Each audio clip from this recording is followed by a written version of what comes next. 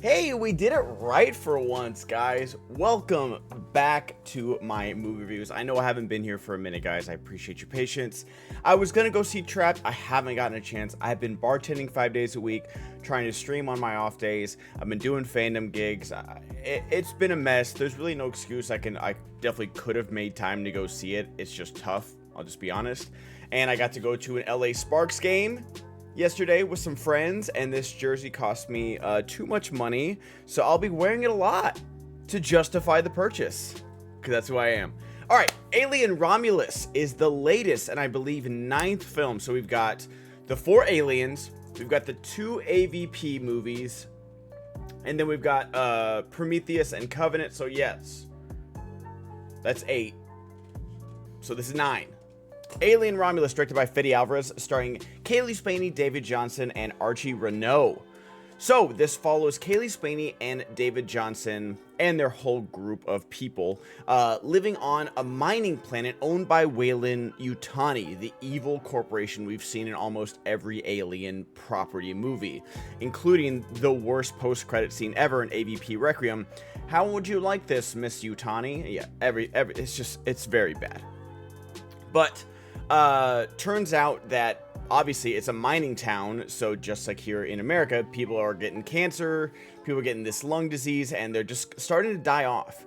Kaylee Spaney is brother and sister with David Johnson, who's a synthetic. Their parents left the synthetic for Kaylee Spaney, basically saying like, take care of her, that's your final directive.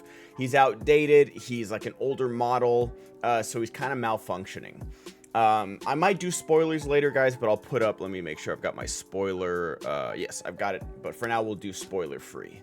Turns out they're friends.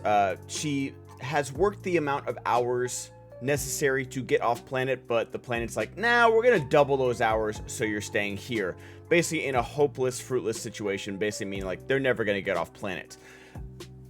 Her friends discovered that a space station or a spaceship is above the planet in orbit, and they say, hey, we can steal the cryotubes necessary to make the jump to light speed to go to the nearest planet and get off this rock.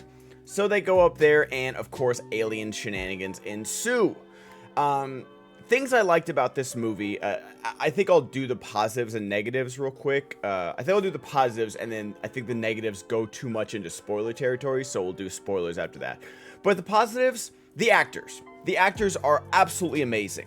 Are some of them cannon fodder? DDPs, as me and my dad used to say, designated dead people. Absolutely. And you see it in the trailer. You see who gets face hugged and who's got, like, you know, the x-ray machine with like the chest burster. So that's not really a spoiler. So yes, some of them are definitely made to die so that we don't get much about their characters. I wish we got a little bit more. But Kaylee Spaney and David Johnson are absolutely the stars of this movie, and you could tell from the very beginning. Both of them have incredible careers in front of them. I don't think I've seen David Johnson in anything before this. Industry, Gen Y, Deep State. Yeah, I'm not seeing anything that I've seen before. So for me, this is a great breakout role for him, and I'm super excited to see what he does next. And for Kaylee Spaney, I know that name. Civil War, I haven't seen it. Oh, Bad Times at El Royale, I've seen that. She's done a lot of movies that I've heard of. I just haven't watched them. Mayor of Easttown, I hear it's a really good show. On Civil War, obviously, on the basis of sex. 17-year-old Lynn Vincent in Vice. I remember Vice. I don't remember her in it. Pacific Rim Uprising. Awesome. Not my favorite movie, but a fun blockbuster. But man, she owns the screen. And I wish she had been given a little bit... I think this goes into negatives. I wish they hadn't tried to make her Ripley and just made her her own character. But even in trying to make her Ripley in this movie, she absolutely dominates the screen, completely owns it, is a great quote-unquote final girl. It's not a spoiler. She's obviously the main character. The rest of the supporting cast is good. They're all like frustratingly dumb, but it makes sense because like they're in a small mining town and they've only been on, I think they were born on this planet, and I think there's even a scene where they haven't ever seen the sun before because the planet is so, like, you know, cloudy with all the dust particles and mining and everything like that, so they've never seen the sun. So that's a really good clue of like, hey, you know what? We know what's gonna happen. They don't know, and even if they're being told, they might deny it.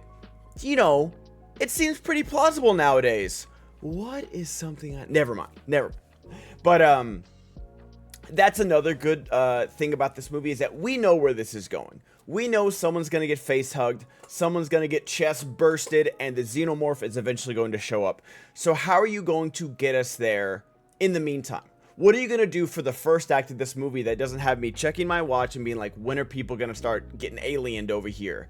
And they do a great job at that. The face hugging scene is definitely the best part about this movie, and the initial like alien appearance without it being like too much action or anything like that. The face hugger scene, you've seen it, you know, what's that in the my best accent, I'm so sorry.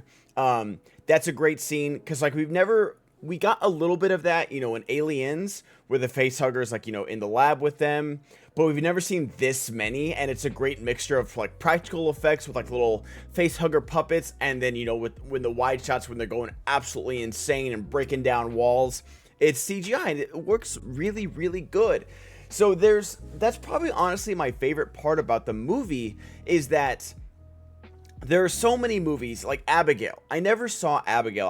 I want to see it, about the little vampire girl. And that's the thing, is that the trailer gives away that they're babysitting this girl. They don't know it's a vampire, but the audience does. So how do we get there? And I hear like the first act, you know, isn't that much fun because we're just waiting for Abigail the vampire to show up. And that could have been the case in this movie, but they do a really good job of building the suspense. The set design is so good on the space station, and even on the planet. Like, you really, in the 5-10 minutes we're there, you feel the desperate, desolate nature of this mining colony, and you're just like, oh my gosh, if humanity ever discovers how to space travel, this is most likely what it's going to be like. Just these indentured servants that can never get out of their work contracts and are just stuck generation after generation trying to get off world and working off their debt, even though it's never going to happen. It's a very sad future, and they do such a good job of establishing that in the first few minutes. Okay, now let's get into spoilers, guys, because my spoilers, my negatives do have to do with spoilers. So spoiler alert, from here on, I'll just leave that graphic up now, guys. But before I go, I guess I'll say, I like this movie, I didn't love it. And this is what I didn't love about it, is that I'll just go right into the biggest thing, is that the Ian Holm Rogue One deepfake thing is so random. It didn't need to happen. And also, like, after Dr. Sleep did it best. You get actors that look like the other actors if you want to do that. I don't need to see, the technology is not there. It's just not there. Somehow it looks just as bad as Rogue One with Tarkin. It looks just as bad. And in the same way, I remember when I reviewed Rogue One, and I'm not a big fan of that movie. There's some good stuff about it. I don't love it like everyone else does, and people that know me know that. But if Tarkin was just that first scene where you see him in the reflection of the mirror, and then he turns around, you're like, oh, this is weird, but maybe like one conversation is fine.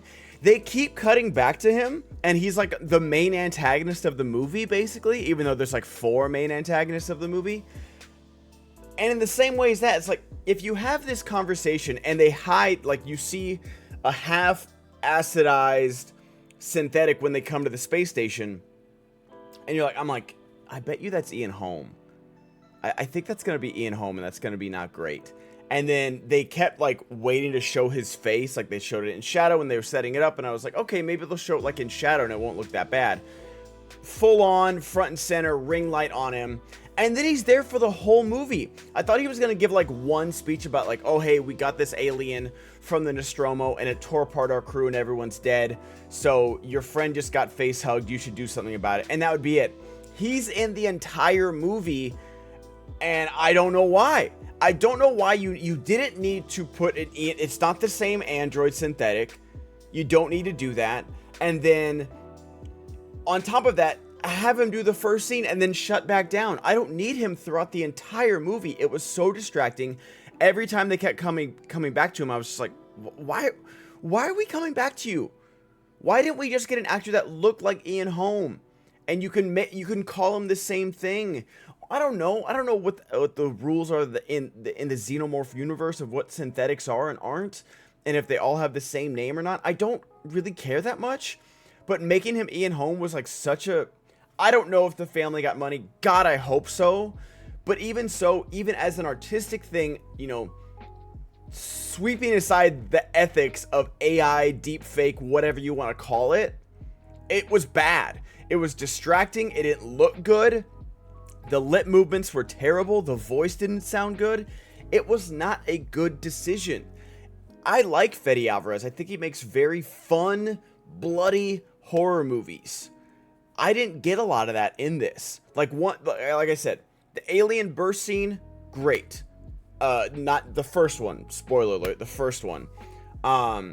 And then, you know, him like going up with the stun gun, and like that guy was a great, like, oh, I kind of can't wait till you eat it.